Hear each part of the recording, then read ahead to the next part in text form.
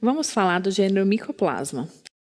O gênero Mycoplasma ele está inserido nessa classe chamada de Mollicutis, que significa, pele mole, ou seja, por conta dele não possuir uma parede celular rígida.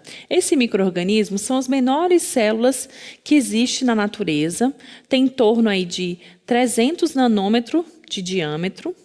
É muito pequenininho esse micro-organismo, são os menores micro-organismos, e por conta de não ter uma parede celular, com peptidoglicano, parede celular rígida, ele não se cora bem pela coloração de Gram.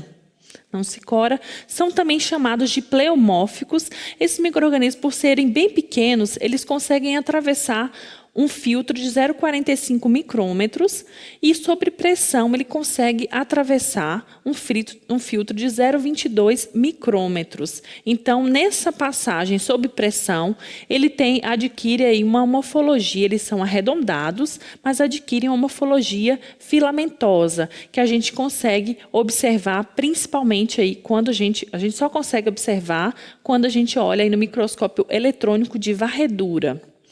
Então, normalmente, esses micro-organismos, eles têm um hospedeiro específico. Então, a gente tem um hospedeiro somente para cada espécie, normalmente, ou mesmo algumas espécies relacionadas, que a gente tem várias subespécies que podem estar divididos aí nesses hospedeiros específicos. Então, a gente tem um que afeta bovinos, uma espécie que afeta caprinos, que afeta o trato respiratório, que afeta geralmente as articulações. Então, geralmente são hospedeiros específicos e também tem uma predileção, cada espécie, por um tecido específico. A gente tem aqui a estrutura nessa figura, a gente mostra aqui, a gente tem os ribossomos, o DNA, o DNA, 2 fitas de DNA, a gente tem alguns metabólitos e as lipoproteínas. Então, a gente não tem uma parede celular rígida, com peptidoglicano, com ureína. Então, basicamente, ele tem essas lipoproteínas na sua superfície. E isso confere a ela uma resistência muito baixa no ambiente. Então, ele é muito sensível à temperatura, sensível a alterações, principalmente quando não está protegido de excreções. Então, quando não está nas fezes, em exudatos, ele não consegue sobreviver muito tempo se desprotegido. Então, essa classe de micobactérias, como ele possui essa tripla camada de parede, só que essa parede celular ela não é rígida, por isso, ele consegue passar facilmente em locais. Muitos animais domésticos são afetados, sendo os ruminantes, suínos, principalmente, e aves, as espécies mais afetadas. A gente tem alguns micoplasmas que causam, a hemofélise, que causa enfermidades hemotrópicas. Então, ele tem facilidade aí de infectar, principalmente as hemácias, no caso dessa espécie, é hemofélise. A gente tem nos ruminantes, normalmente eles causam sintomatologia variadas, podendo afetar essas espécies, afetar principalmente o trato respiratório, o trato digestivo e também afeta os animais, causando também a mastite e ceratoconjuntivite. Então, a gente tem nas aves aqui, nos bovinos, Mycobacterium mycoides, subespécie mycoides, chamado de SC, porque a gente tem aí pequenas colônias, de small, e o Mycobacterium bovis, que causa normalmente a mastite em bovinos. Em ovinos, a gente tem Mycobacterium ovopneumoniae, que afeta ovinos. E em caprinos, a gente tem várias subespécies também. Então, a gente tem Mycobacterium capricolum, subespécie Capri pneumoniae, geralmente ocasionando problemas pulmonares, artrite e mastite nesses animais. E em caprinos e ovinos, a gente tem Mycobacterium agalacti, que causa a galaxia contagiosa nesses animais. Mycobacterium capricolium, subespécie capricolium, causa aí diversas enfermidades, principalmente articulares e mastite. Mycobacterium conjuntivae, que causa conjuntivite nesses animais. Em suínos, a gente tem principalmente acometendo trato respiratório, causando aí pneumonias e problemas articulares nesses animais. Em aves também a gente tem problemas articulares e problemas pulmonares.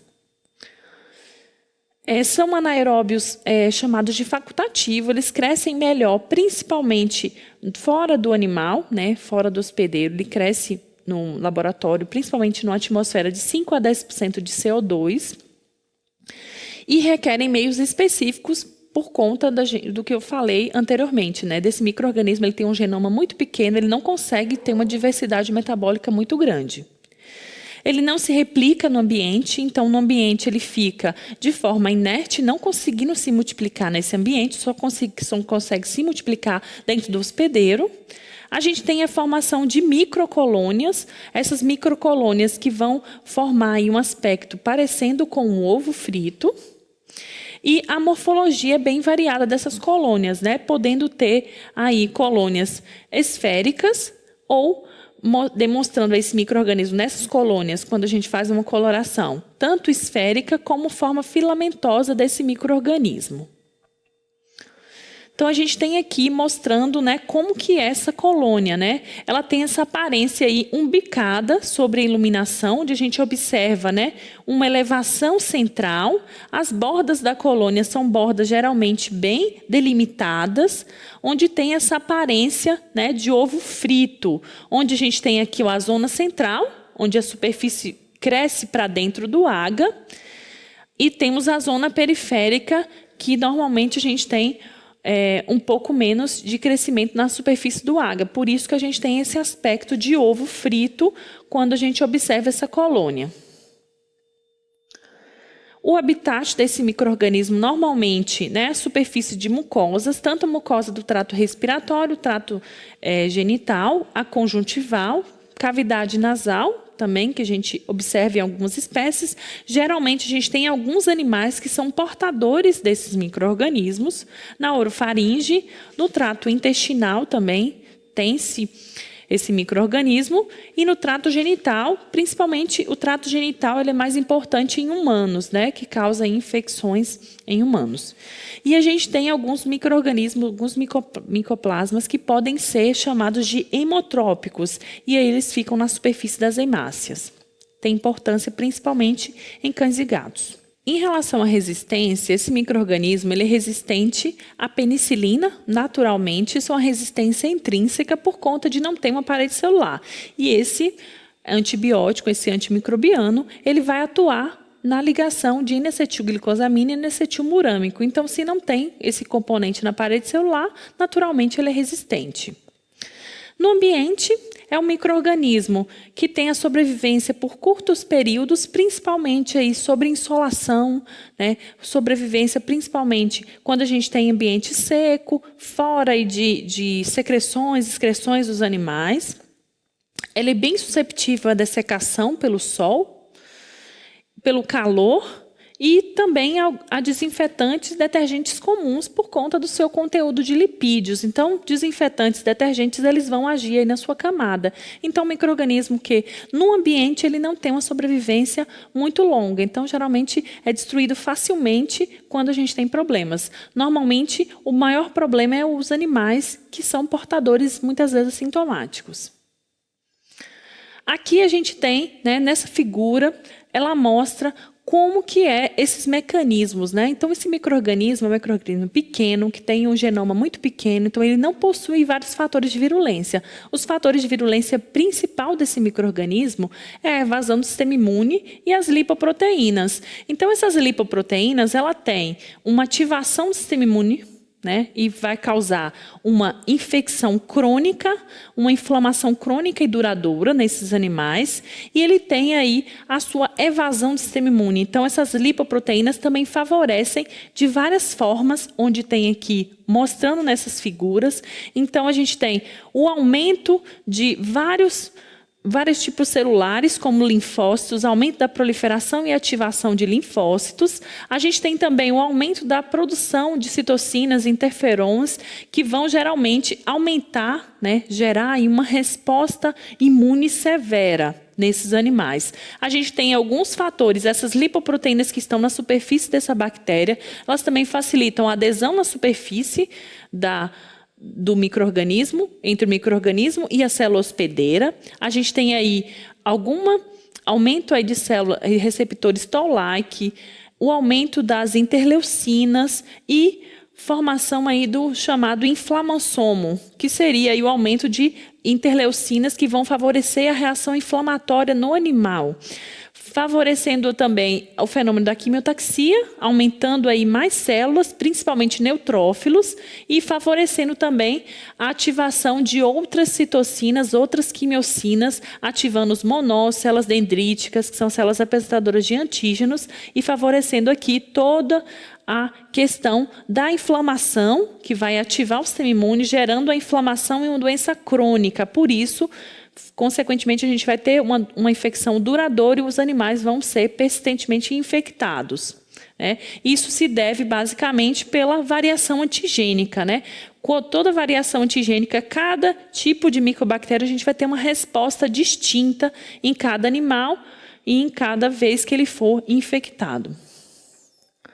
Então, aqui nessa tabela, a gente tem as principais espécies, os principais hospedeiros, a distribuição, as doenças clínicas e a distribuição geográfica. Então, a gente tem o Mycobacterium mycoides, subespécie mycoides, que do tipo SM, né, colônias pequenas, acomete bovinos, causando a pleuropneumonia contagiosa bovina. Essa enfermidade foi a primeira enfermidade a ser diagnosticada nesses animais, né? Foi assim que a gente conseguiu isolar o micoplasma, nessa enfermidade nos bovinos. O Mycobacterium bovis, que causa mastite, pneumonia e artrite nos bovinos também. Geralmente a mastite tem distribuição mundial, ocasiona bastante nos animais. O Mycoplasma agalacti. Esse Mycoplasma agalacti, ele causa nos caprinos e ovinos uma enfermidade chamada de agalaxia contagiosa, onde o animal é uma enfermidade aí passada de um animal para o outro, geralmente pelo contato direto, e o animal tende aí a apresentar uma dificuldade aí na eliminação do leite. Né? O animal para de produzir leite e tem essa enfermidade aí bem disseminada na Europa, na África, no oeste da Ásia. O Mycobacterium capricóleo causa pleuropneumonia caprina contagiosa, uma enfermidade de caráter aí bem crônico, que geralmente acomete principalmente os rebanhos leiteiros no mundo inteiro, né, em algumas partes, principalmente na África, na Ásia. O Mycoplasma capricóleo, subespécie capricóleo, que também causa aí, artrite, septicemia e poliartrite na África, Europa, Austrália e Estados Unidos. Em suínos, a gente tem o Mycoplasma hipopneumoniae, que causa pneumonia enzooótica, que é uma enfermidade de grande importância, que causa vários prejuízos na cadeia de suínos. E outros micobactérios que causam também policerosite, poliartrite. Em frangos, a gente tem o Mycoplasma galiséptico, que acomete tanto frangos como perus, ocasionando aí doenças respiratórias de ordem mundial. Tem uma importância muito grande, causa muito prejuízo à cadeia, principalmente, né, de produção de frangos no Brasil e no mundo.